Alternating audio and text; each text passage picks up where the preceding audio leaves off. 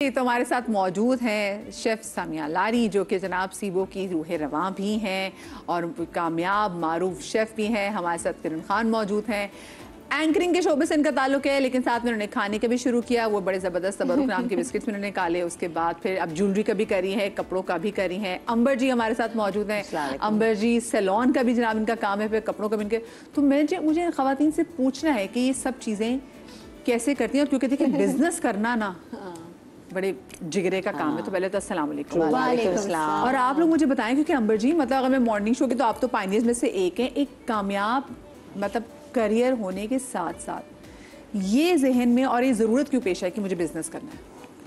I think कहते हैं ना कि कोई ना कोई साइड बिजनेस ज़रूर होना चाहिए। अच्छा, खैर मैंने इतना उस पर नहीं सोचा कभी, इतने तो मैं कभी भी नहीं थी कि मैं पहले से सोचूं कितना पैसा कमाना है, वो नहीं था। लेकिन कपड़ों का मैंने स्टार्ट किया था जब मैं शोबिज़ में नहीं आई थी। तब मुझे था कि अब प्रॉब्लम्स थी, जो भी था। तो मुझे सबने सबसे पहले कहा कि तुम इतने अच्छे कपड़े पहनती हो, तुम एग्जीबिशन क्यों नहीं करती हो। एक कहते थे मेकअप करो सैलून को, एक कहता है कपड़े करो।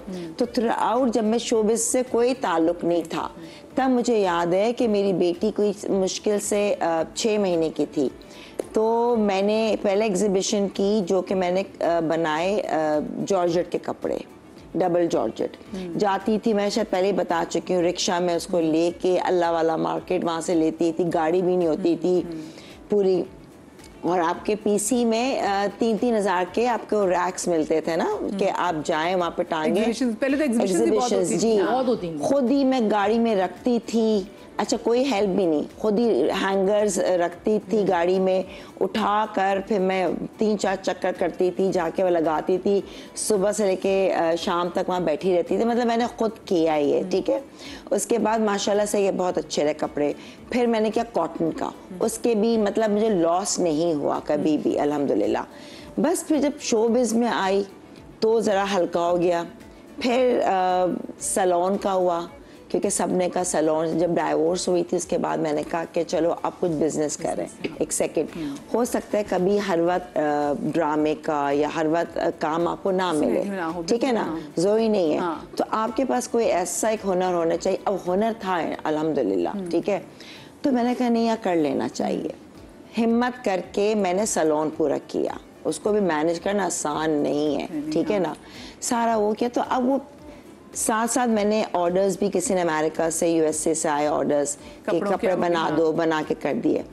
अब ये है कि सीरियसली अब मुझे भी कितने लोग कहते हैं आप कब अपना पेज खोल रही हैं, कब अपना, उसके लिए चाहिए टाइम। अब मैं जब ड्रामे ज्यादा कर रही होती हूँ, सारा दिन फिर ड्रामों में लग जाती हूँ। सैलून भी इसी वजह से बंद हुआ ना कि और फिर मैंने फिर छोटे उस पे कर दिया। अपने सैलून अभी है, मतलब बाय अपॉइंटमेंट्स लेते हैं। अब वो वाला लार्ज स्केल वाला नहीं है, बट पर्सनली ऑन अपॉइंटमेंट्स। और आप सब खुद करती हैं? हाँ, इसलिए इसकी रेगुलर क्लाइंट हूँ। सैलून का ये कि क्योंकि मैंने था कल को एक आपके अंदर ना टैलेंट, अगर मैं यहाँ नहीं, कल को कहीं भी है, तो एक हुनर होने चाहिए। लेकिन इसका सीखने में कोई आर नहीं है कि आप अपने साथ में आप चीजें भी कर रही हैं, लेकिन सैलून का देखिए काम ऐसा नहीं कि कोई भी मतलब की कर दे, आपको सीखना पड़ता है। तो आप साथ ही आपने क्लासेस वगैरह कर? हाँ, मैंने क्लासेस ली। मैंने पिवट पॉइंट से ली थी पूरी हेयर कटिंग और हेयर डाई की। मेकअप की नहीं ली, मेकअप तो मुझे पता नहीं, कहता ना इनबॉर्न वो है, शुरू से शौक बहुत है, तो तब था। लेकिन रिफ्रेशर कोर्स ले लिया था क्राइलॉन से। फिर मैं गई थी न्यूयॉर्क, वहाँ पे मैंने लिया था एक अलग से शॉर्ट कोर्सेज लिए थे। तो बेसिकली अब सीखा ना, सीखने से ज़्यादा होता है जब आप प्रैक्टिकली करते हैं। और उस, अच्छा मुझे खुद भी बहुत शौक है। मुझे बता लीजिए कि अपने बालों की जो स्ट्रीक्स हैं, हाँ, ये भी खुद करती है बेसिकली, क्योंकि जब आप खुद अपनी चीज़ मेंटेनेंस करते हैं तो मुझे पता है ये चीज़ सही नहीं है, ये गलत है, बाल यूँ डाय, शौक है बाल ख़राब ना हो। अच्छा, तेल, अब वो मैं मार्केट करूंगी। मैं ज़रा सा मार्केटिंग में बहुत पैदल हूँ, ज़्यादा नहीं मुझसे मार्केटिंग।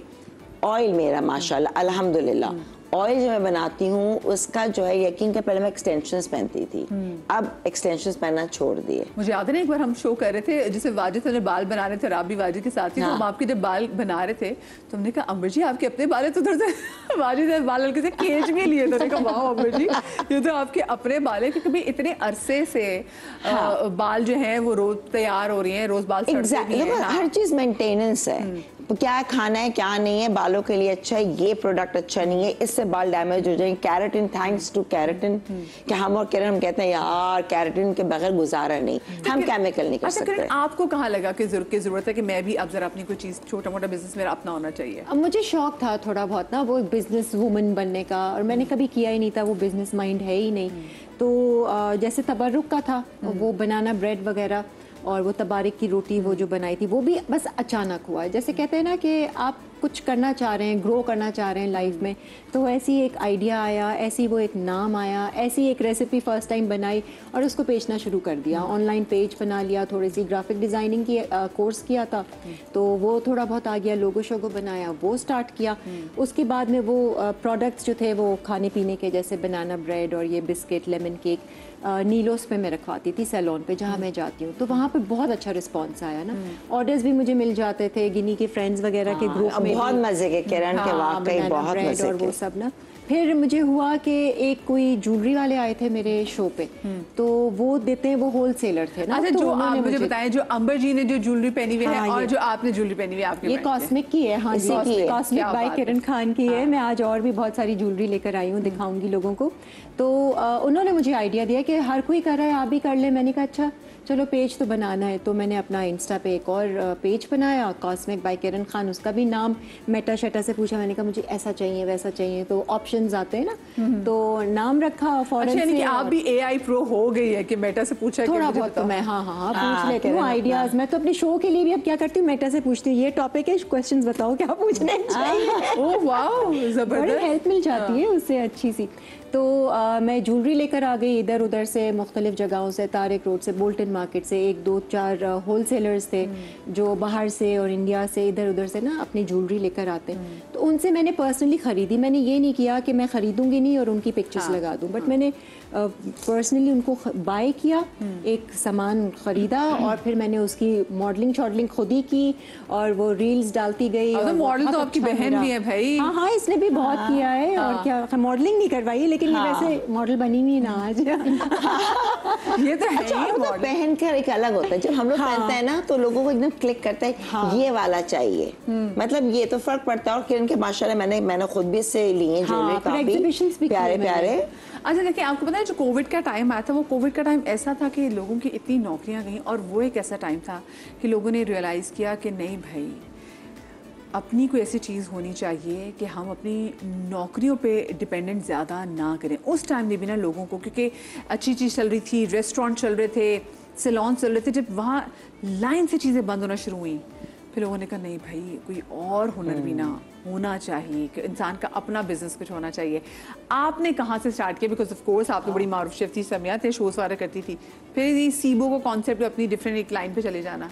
असल में जब सीबो बना था तो बल्कि मेरे सारे दोस्त ही मौजूद थे, तो सीबो बनाने का जो मेन कॉन्सेप्ट था वो ये था कि मैं एक पढ़ी लिखी खातून हूँ, मुझे फाइनेंशियल कोई प्रॉब्लम नहीं है, मुझे हर किस्म की आज़ादी है, उसके बावजूद भी मुझे बहुत सारी चीज़ों में प्रॉब्लम्स थी, क्योंकि मैं एक ऑनलाइन बेकरी रन कर रही थी हेजल्स केक के नाम से, जिसका प्रॉपर पेज है, इंस्टा पे भी है, फेसबुक पे भी है। तो सारे दोस्त, सबके शोज पे भी केक्स आते थे, तो वो बाइंग एंड सेलिंग बहुत अच्छा खासा। वो जो शुरू किया था वो मुझे बताओ, कि वो जो केक का जो बेक शॉप का अपना बेक शॉप, वो असल में था कि जाहिर सी बात है ट्रेनिंग थी। और फिर शुरू से, क्योंकि मैं हॉट किचन शेफ हूँ, मैं ट्रेन हॉट किचन शेफ हूँ, लेकिन मेरा हमेशा से पेंटिंग। हॉट किचन शेफ क्या होता है? हॉट किचन शेफ ये होता है कि जैसे कि आपका कॉन्टिनेंटल है, आपका पाकिस्तानी है, जो आप चूल्हे के सामने प्रॉपर खाना, मेन कोर्स आप बना रहे होते हैं।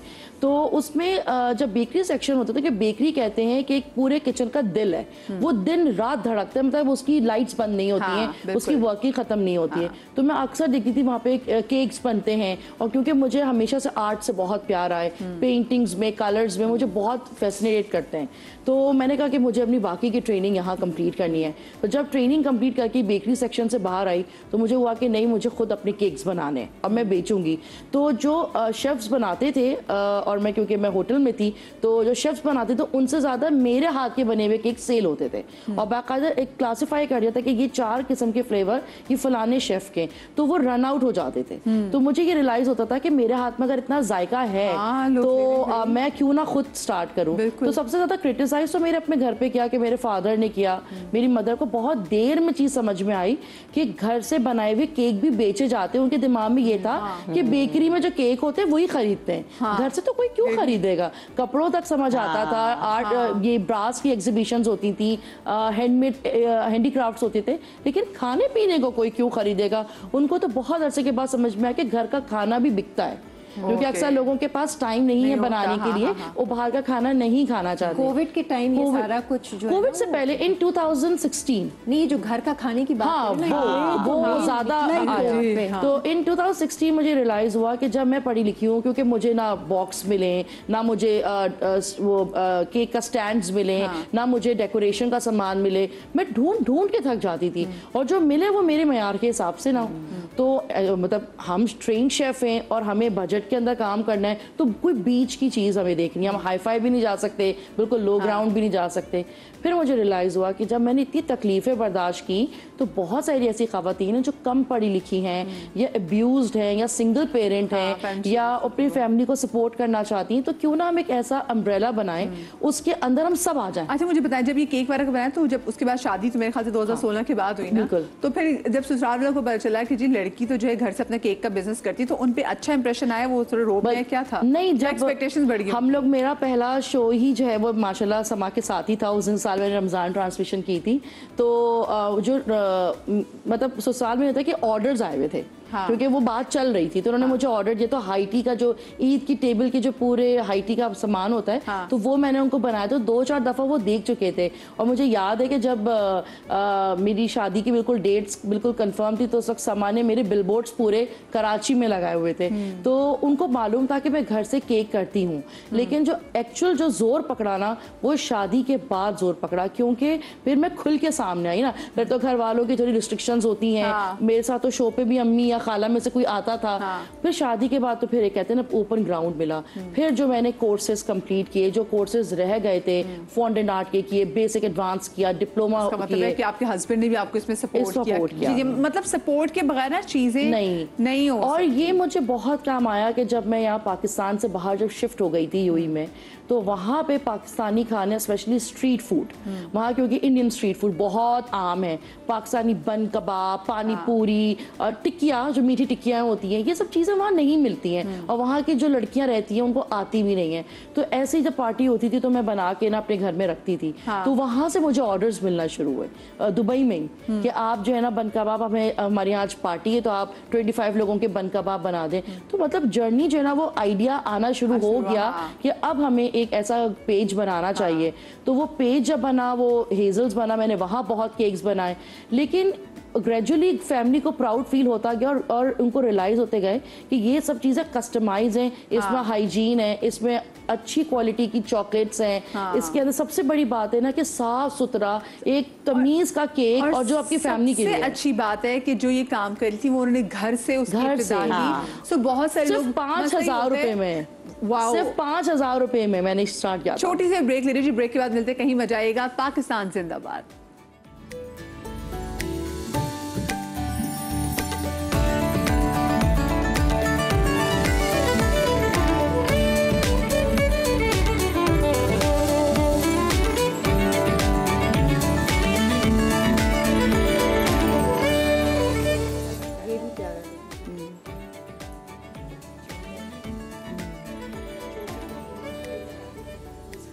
जी welcome back after the break. और अभी